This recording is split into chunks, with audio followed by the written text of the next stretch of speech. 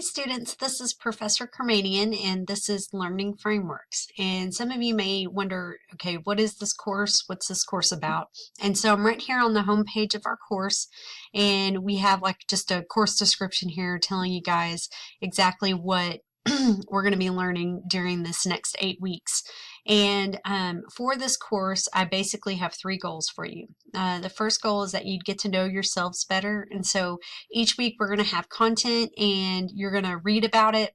And then we're going to do application assignments where you actually apply the content to yourself. And so then you'll be able to do some self-reflection and just deeper learning about yourself as you also learn the content, which will help you improve your self-awareness and just your, what you know about yourself. And so the first goal is you would get to know yourselves better. The second goal is that you guys would get to know each other. And so through this course, we're going to do some discussion boards to give you guys the opportunity to have interaction with each other, and you'll have interaction with me. And a lot of times in college, this is where you're going to make those lifelong connections that will help you not only as you progress on to university or to your career, but also maybe even keep as lifelong friends. But one thing that you should always be thinking about is, especially if you meet people in your major or you have professors in your major, could I add these people to my network of support? And could I ask some of these people to write me letters of recommendation? And so it's really important to make connections with other people in your classes and also with your professors.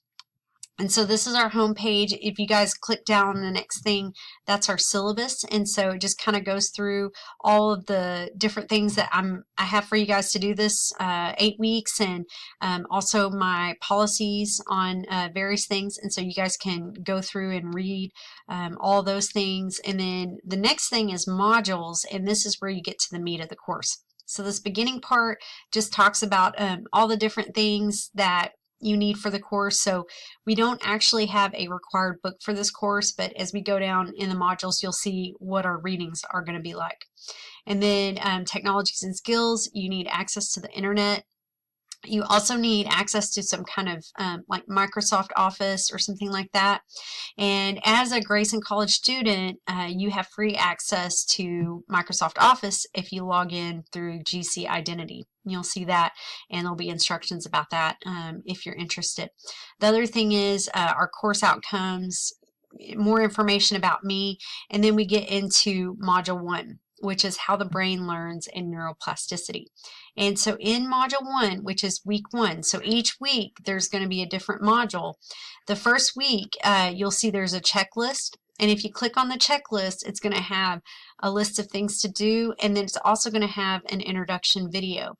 And then if you go back to modules and you go to Module 1, you're going to see that we have 2 readings. And so what I've done here, instead of requiring you to purchase a book, I found free articles or taking portions of a textbook, just a small little portion of it, so that you guys can just read it, and you can click on them, you can read them on the computer screen if you prefer. You can click over here to download and print it off if that's what you would like to do. You're really free to do whatever you want to do. But one thing I highly recommend is as you go along, you would make notes on the readings. The idea about making notes as you read is that you don't have to go back and read the material again, because you've pulled the most important points of the reading and created it in an organized fashion in your notes. And then the other thing is each week there's going to be a discussion board. And so I'm going to click on this. And what you're going to see is most weeks there's going to be a video to watch. Once you've watched the video and you've read my prompt, you're going to come down here and reply. And when you reply, you need to write at least 200 words about the topic. So make sure you answer the questions that I have. So this first question is, what's your typical approach to learning, and how can you use this information to change your approach to learning? And so I'm not just looking for, my typical approach to learning is cramming. I'm going to change it by not cramming. That doesn't really show me any evidence of critical thinking. I want to see that you've read whatever the material is I've had you read or watch the video, you've thought about it, and then you go back and you answer in a way that shows me that you have thought more deeply about the topic. And so I don't want you to summarize the video.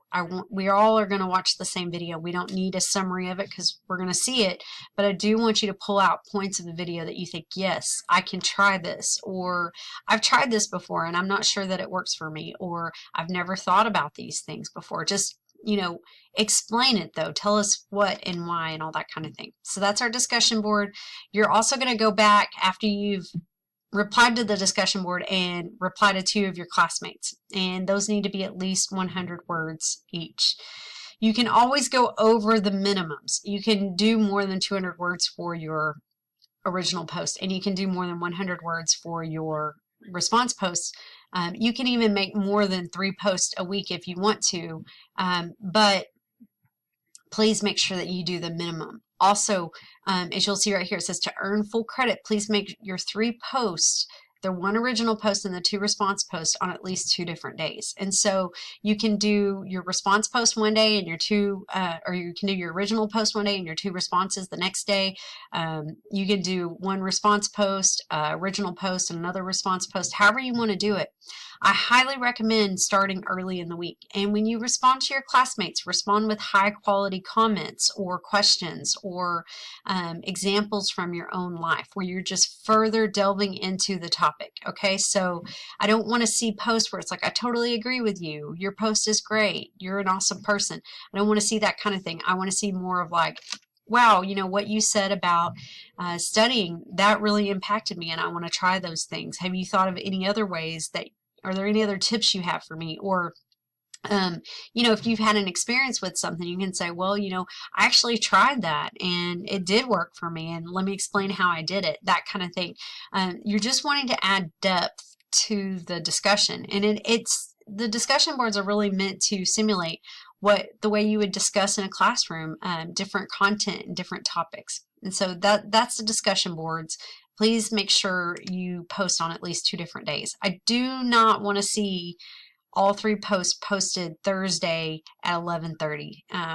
To me, that does not show evidence of critical thinking. And so please make sure that you're mindful of those things. And then also in week 1, we have application assignment. This is called pre-assessment and reflection.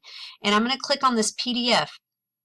This PDF down here, this is the meat of the assignment. So you're going to have to go to this first.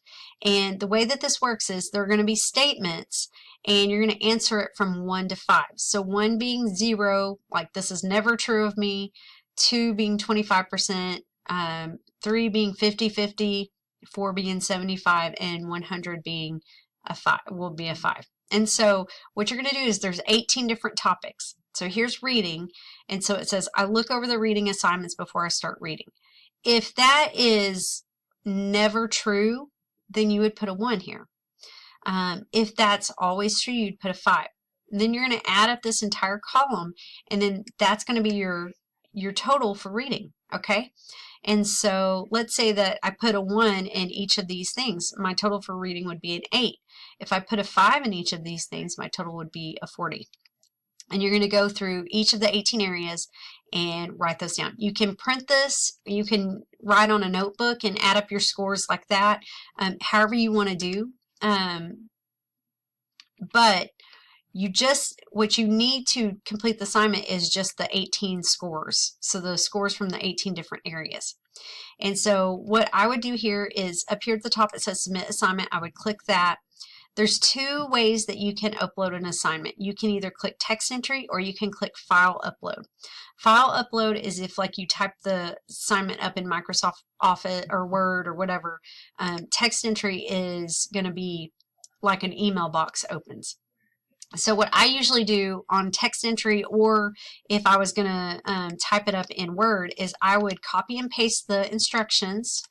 So I'm just going to right click and copy, and then I'm going to right click and paste. And here are my instructions. That way I can make sure that I answer everything. So post your scores, your 18 area scores, and then you have 3 questions to answer. And they require 5 to 7 sentences each. So write about your 2 highest scores. You got to really get into it. You know, let's say that my highest score is reading, and let's say that from the time that I was a really young baby, I loved reading. I just couldn't get enough books, and so maybe that's why that is so high.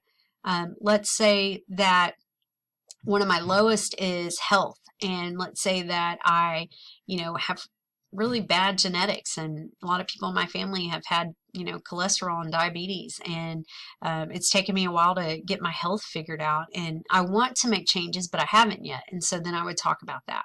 And then now that you have this information, how can you use it this semester? And so one really important thing is anytime we learn something new, we need to figure out, how can we apply this, So again, give me some depth of thought here. Give me some sentences that show me that you've thought about this topic. And then once you've finished, you're going to click submit. There's also this comments box here.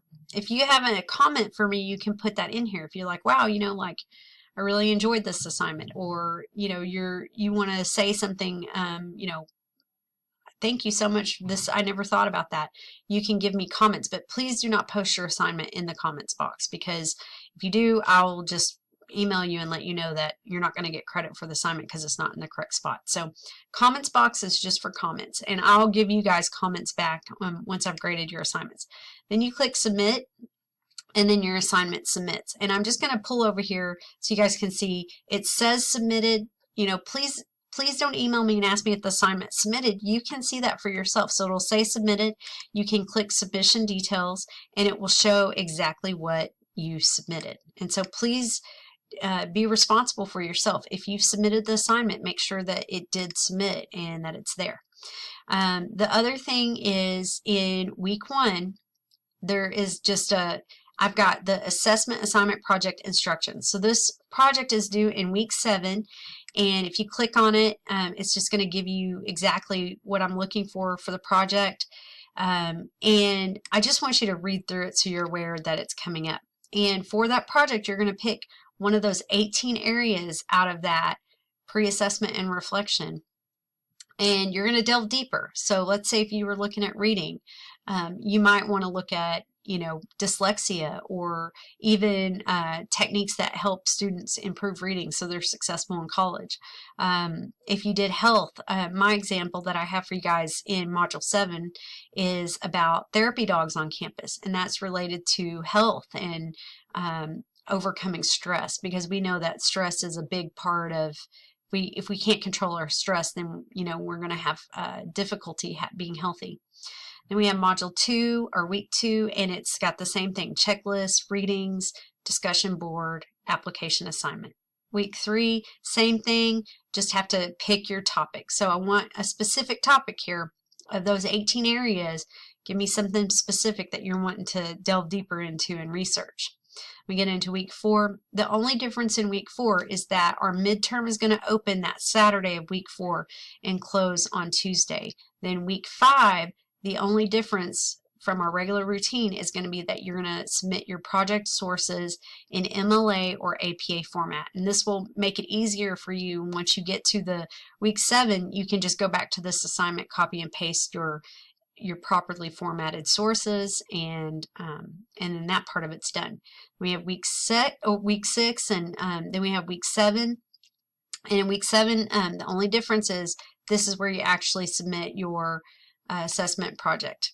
And I have a video just explaining what I'm looking for in your video presentation of the project. And then we go down to Module 8. And again, readings, discussion. Then we do the post-assessment and reflection. So this is the exact same assignment we do in Module 1, but it's just at the end of the course. And so hopefully we'll see improvement in our scores. We have an extra credit assignment, and then we have our final exam. The only other thing I'll say is in week 8, our course ends on Thursday, May 9th. And so the due dates for this are pretty strict. We got Wednesday, and then we've got a Thursday for the final exam. And so you have to get started early that last week if you want to finish on time. And that's our course. I'm really excited to have y'all. If you have any questions, please, I'm just a Canvas message away. and looking forward to working with y'all in this class. Thank you so much.